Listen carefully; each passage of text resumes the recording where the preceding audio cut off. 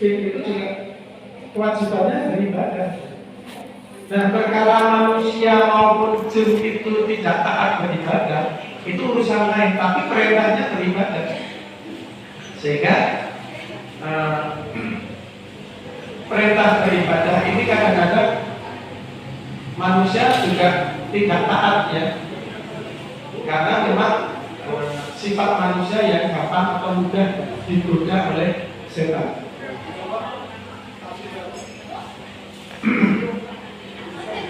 Ayat ini menegaskan tujuan hidup manusia adalah beribadah. Maknanya adalah yaitu mencakup tauhid, ketaatan dan ketundukan total kepada Allah, bukan untuk kepentingan Allah melainkan manfaat bagi makhluk itu sendiri.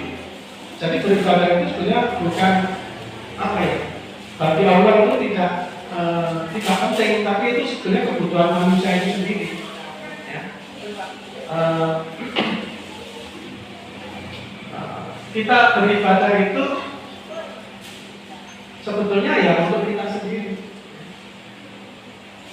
Nah, ayat ini menekankan bahwa hidup bukan sekedar makan, minum atau bekerja, tetapi tujuan utamanya adalah pengabdian. Kita mengabdi, menghamba kepada Allah Subhanahu wa Ta'ala.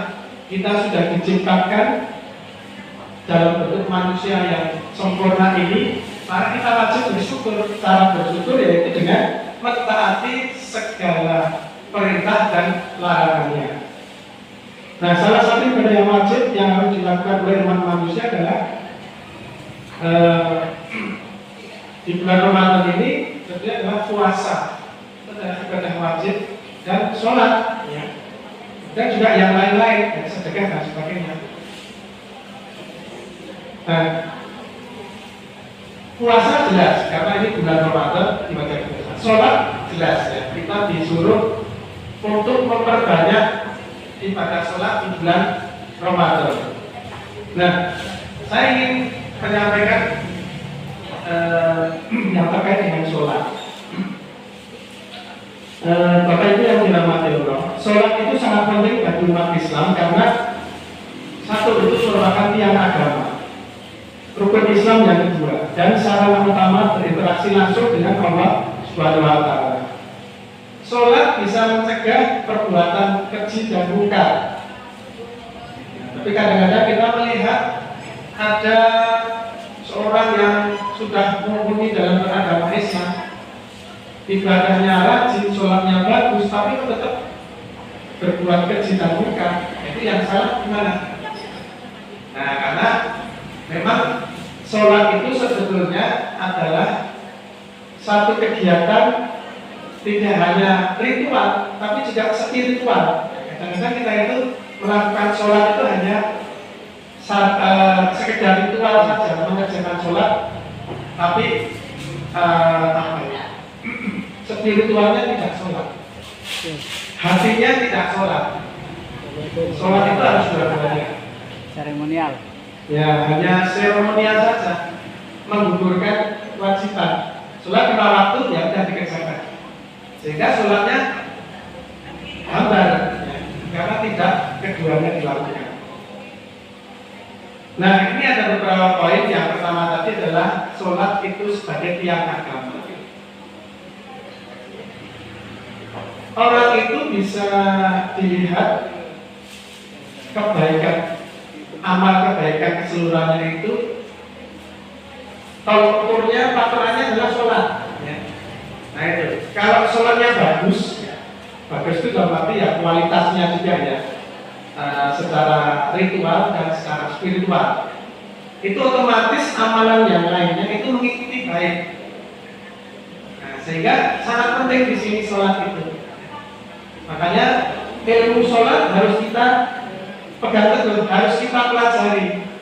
Saya sampai hari ini, detik ini belum maksimal mengamalkan sholat itu sendiri, karena ternyata ilmu dalam sholat itu sendiri tidak ada habisnya.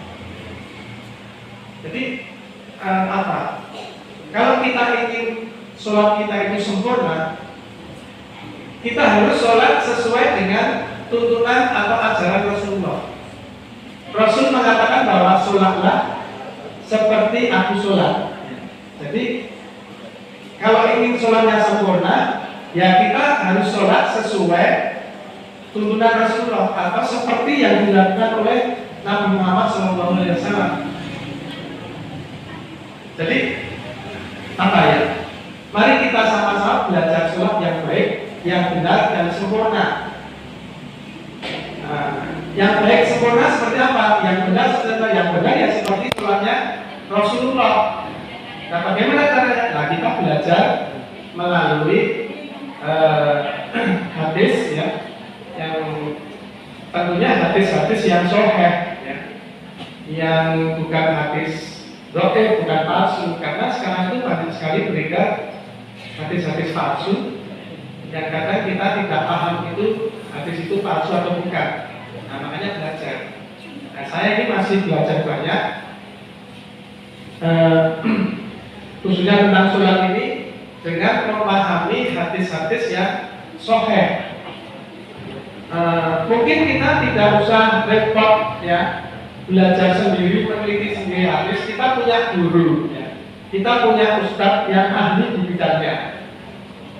Nah, sementara ini saya masih belajar ya, yang masih saya ugemi, yang masih saya anut itu Ustadz Syakir Jamaluddin. Beliau dosen UNY, seorang pakar hadis, peneliti hadis, sehingga beliau paham betul tentang hadis-hadis, khususnya sholat. Sehingga kadang-kadang kita yang dari kecil itu melaksanakan sholat seperti yang kita seperti yang kita lihat orang-orang sekelilingnya atau orang tua kita, tapi ternyata itu salah. Kita tidak tahu ya. Kalau salah kita belum tahu tidak apa-apa. Tapi kalau kita itu sudah tahu, kok tetap melakukan yang salah, ya itu kita susah ya. Jadi kalau kita sudah tahu, ya kita mengerjakan sholat itu sesuai dengan tuntunan Rasulullah. Nah, sehingga kita perlu belajar hadis yang sahih. Jangan asal hadis, oh ini hadisnya begini, langsung kita kerjakan, kita amalkan. Padahal sahih. Ya seperti dulu, dari kecil kita kalau makan di mana beranya? Allahumma barik lana fima razaqtana, dan seterusnya ya. Maka itu hadisnya dhaif, palsu, tidak benar, tidak sahih. Nah, sahih cukup membaca bismillah. Dan banyak lagi amalan-amalan yang kadang-kadang kita itu sudah melakukan sejak kecil tapi ternyata salah. Nah itu, maka mari kita sama-sama belajar.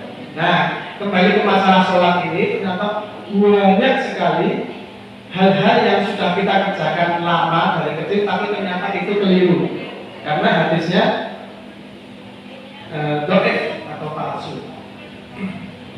Nah, Bapak Ibu yang dirahmati Allah, mungkin saya ingin sedikit menyampaikan tentang sholat ini sendiri ya. Jadi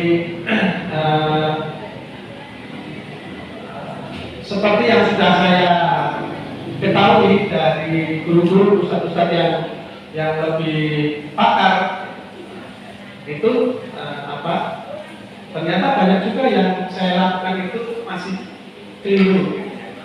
Nah baik, mungkin langsung ke masalah sholatnya karena ini utama. Sholat itu tentunya yang sempurna itu diawali dengan apa, Bapak Ibu?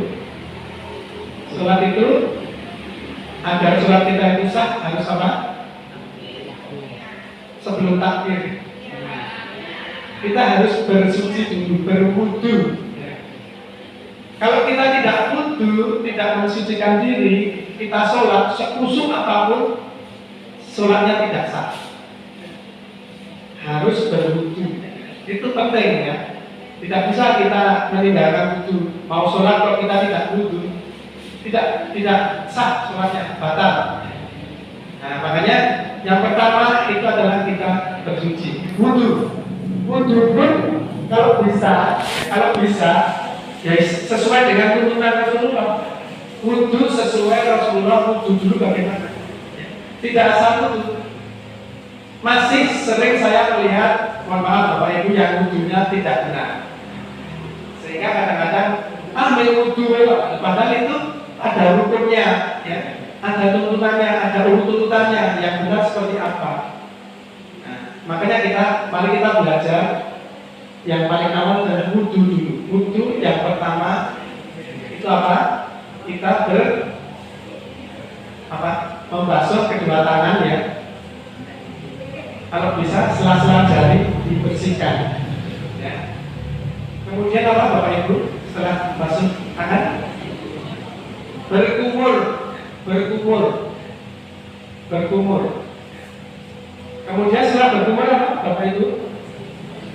Menghirup air di hidung, menghirup, ya, jangan asal di kapil-kapil di hidung. Saya sering melihat jamaah itu ketika menghirup air di hidung itu cuma di kapil itu kan hanya ditelesi gitu.